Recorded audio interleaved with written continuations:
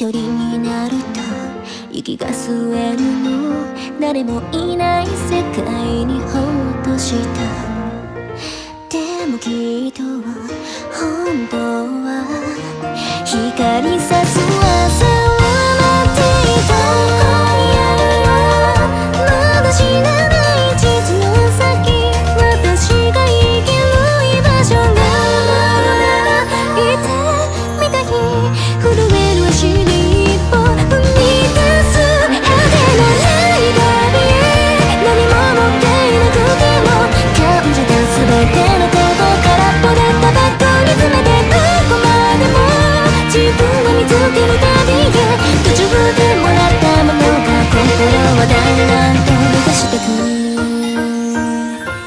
どんどんと変えてゆくそして君に出会った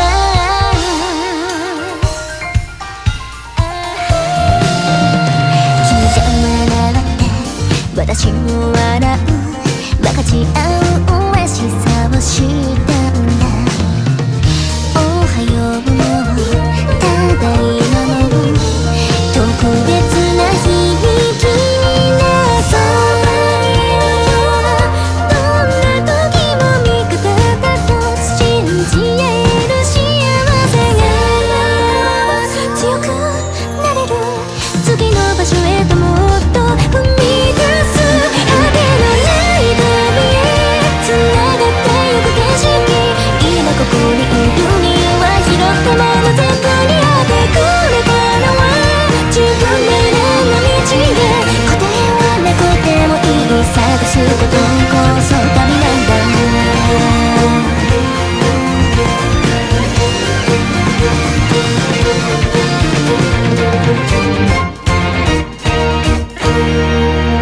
今はもう一人ぼっちではないよ大切な仲間に出会えたからどこか似てるから通じ合うのかな不思議 Salut les amis, c'est Kai. Après avoir fait des petites reviews sur des animés un petit peu violents ou un petit peu trop adultes, type Kingdom ou Vinland Saga, je me suis dit qu'un peu de fraîcheur nous ferait pas de mal. Donc je vais parler aujourd'hui de The Weakest Timer, ou autrement traduit, la dresseuse sans étoiles parcourt le monde. Il s'agit de Ivy, qui est une petite fille issue d'un milieu modeste, qui est une réincarnée, mais qui n'a pas de souvenir de sa vie ancienne, dans son ancienne vie, qui débarque dans un monde où effectivement ceux qui n'ont pas d'étoiles sont considérés comme des boulets ou des malédictions. Il se trouve que manque de bol pour elle, elle est une dresseuse 0 étoile. Du coup, elle se fait carrément renier par ses parents et carrément virée de son village. Elle décide de vivre dans la clandestinité, en allant un petit peu chercher différentes choses dans les dépotoirs et essayant de survivre par elle-même. Elle a juste avant cela été accompagnée par une diseuse de bonne aventure qui l'a un petit peu formée sur certaines choses. Et donc, quelques années plus tard, cette petite Ivy, alors même si le départ est un peu dur, va faire la connaissance d'un slime raté. En fait, simplement un slime rare qui est mal formé, donc qui est très très faible et qui est censé durer de ne vivre qu'une seule journée. Au fil de ça, ça va devenir son seul ami. Alors au départ, ça peut paraître un petit peu naïf et simpliste. Toutefois, avec son petit slime Sora, parce qu'il a quand même découvert que sa tête était mise à prix dans son village, hein, parce qu'elle est considérée comme une malédiction, et ben du coup, il décide de parcourir le monde, comme le nom l'indique dans le titre, et d'aller un petit peu voir ailleurs si j'y suis, en des termes très simples, d'essayer de découvrir le monde.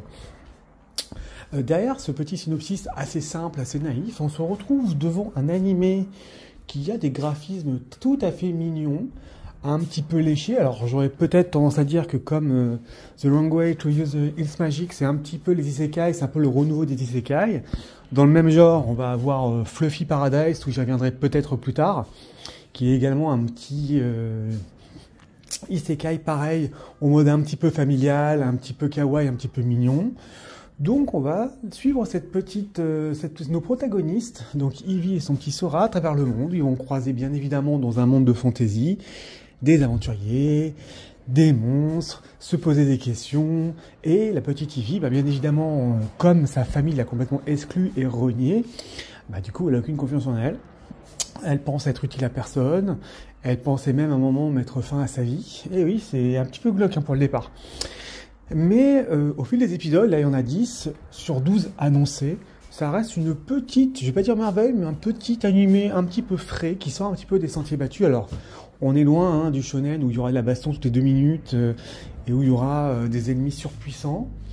Mais ça reste, on est touché par ce petit animé à suivre les aventures de Ivy qui va grandir, évoluer avec son petit slime, effectivement faire connaissance avec des gens, reprendre confiance en elle et en la vie.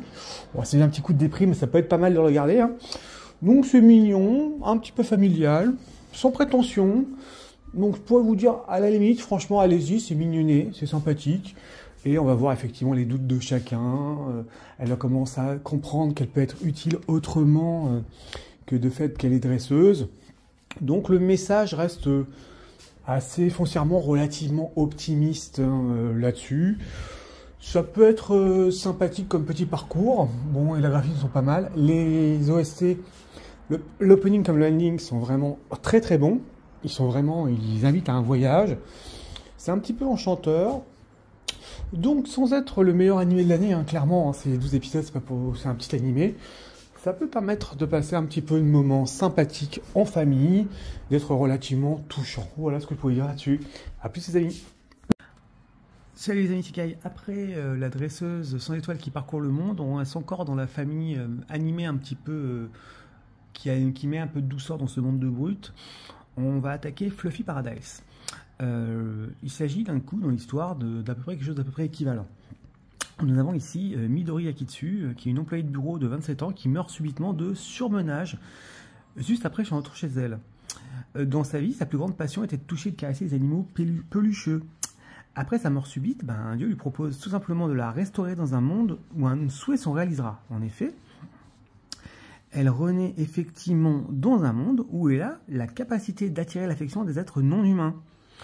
Elle peut donc se lier d'amitié avec eux, mais par contre ne pourra jamais se lier réellement d'amitié ou en tout cas d'amour avec un humain.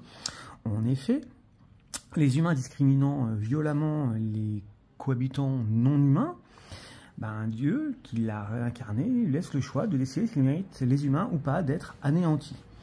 D'ailleurs, ce petit animé mignon et sans prétention encore, qui est certainement l'un des animés les plus kawaii de l'année, hein, le plus rose, le plus mignonné qui soit, en tout cas hein, pour le public qui s'adresse, hein, parce que c'est vrai que c'est pas comme la dresseuse sans étoiles, on va dire que c'est effectivement un animé qui va pas forcément s'adresser à moi-même ou à mon public, hein, faut pas non plus se mentir.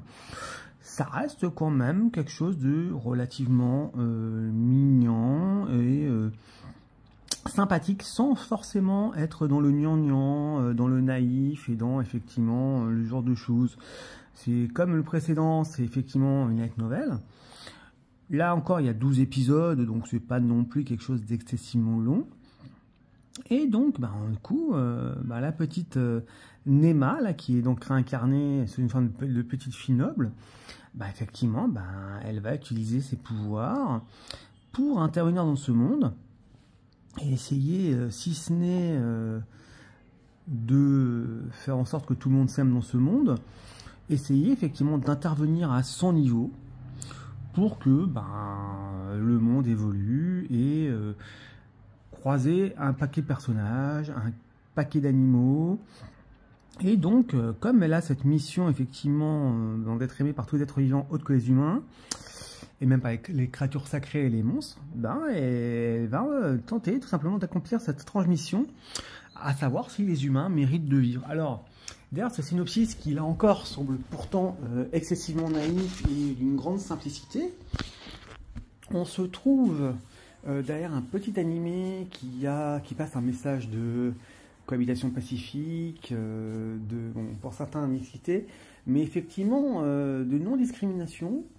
Derrière ce message un petit peu lourd, on se retrouve avec un petit personnage qui est touchant, qui est attachant, qui n'a pas forcément de grands pouvoirs, mais qui va se retrouver à avoir malgré tout quelque part des grandes responsabilités. Étant donné que c'est une fille de noble, grâce à sa famille et ses pouvoirs, elle va tenter effectivement de faire le lien entre les animaux sacrés et l'humain. Ça peut, franchement, ça se regarde très bien. Là, il y a 10 épisodes. tout comme le précédent, à un niveau peut-être moindre côté brutalité dès le départ. On est encore sur un petit animé touchant, attachant. Alors après, c'est sûr qu'on n'est pas forcément dans un style, on serait plus dans un animé qui pourrait plaire plutôt à la gente féminine, voire aux petits-enfants, parce que c'est relativement sympathique et mignon, mais ce n'est pas parce que c'est un épisode, c'est pas parce que c'est un genre qui s'adresse à un autre public que des shonen classiques, que c'est pour autant qu'il faut mettre de côté.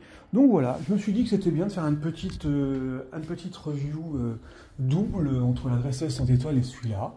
Vous pouvez me faire un retour sur ces deux animés si cela vous convient et me dire ce que vous en pensez. A plus!